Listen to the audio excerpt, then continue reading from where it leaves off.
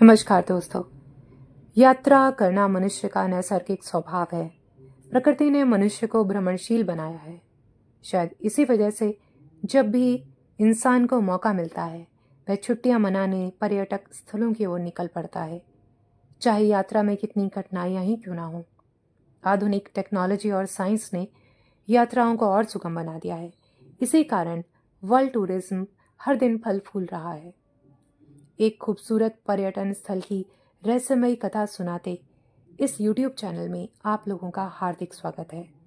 आज की कहानी एक ऐसे अद्भुत रहस्यमयी स्थान के बारे में है जिसे विश्व की 10 भूतिया जगहों में से एक माना जाता है। कहानी राजपूतों की गौरव भूमि राजस्थान के अलवर जिले के पास स्थित भानगढ़ नाम के स्थान से शुरू होती है, जहां 400 साल पुराना एक बेहतरीन किला है जिसे 17वीं शताब्दी में राजा माधव सिंह ने अपने बेटे मानसिंह के लिए बनवाया था।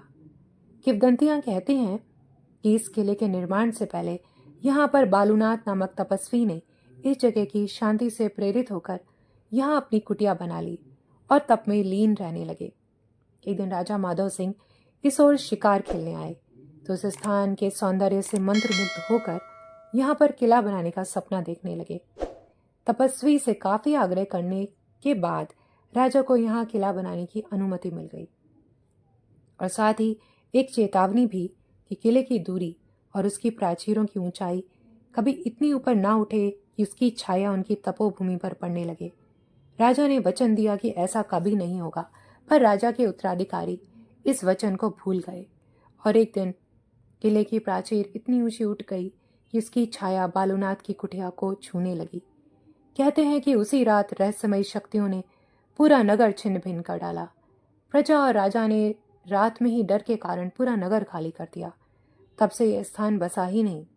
यहाँ सचमुच के भूत प्रेतों का डेरा है या ये नगर गुमनामी और उपेक्षाओं का शिकार है, इस पर अलग अलग अटकलें लगाई गई हैं। गौरतलब है कि तीनों ओर पहाड़ियों से घिरा ये किला अपने प्राकृतिक सौंदर्य के कारण देश विदेश के पर्यटकों को आकर्षित करता है, जबकि अन्य किले पहाड़ी के ऊपर बनाए जाते हैं। किले की बनावट और स्थापत्य कला में कोई दोष नहीं।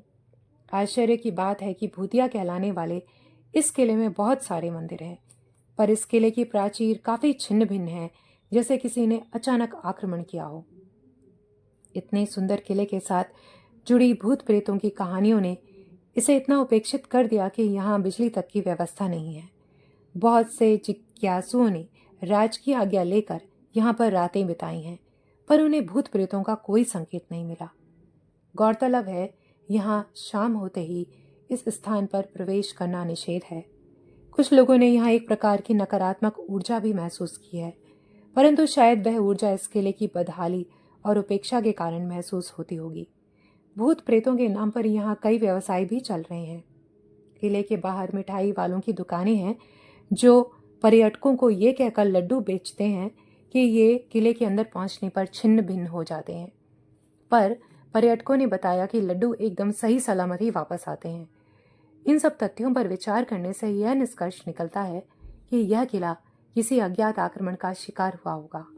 फिर कुछ संयोगिक कारणों से लोगों ने इसके बारे में भूत प्रेतों की कथाएं फैला दी, जिसके कारण यह किला सदियों से बहिष्कृत और उपेक्षित होकर नकारात्मक ऊर्जा से भरा हुआ है। शायद ये उपेक्षा और बदहाली ही भूत प्रेतों की छवि और आवाजें बनकर प्रतिध्वनित होती है।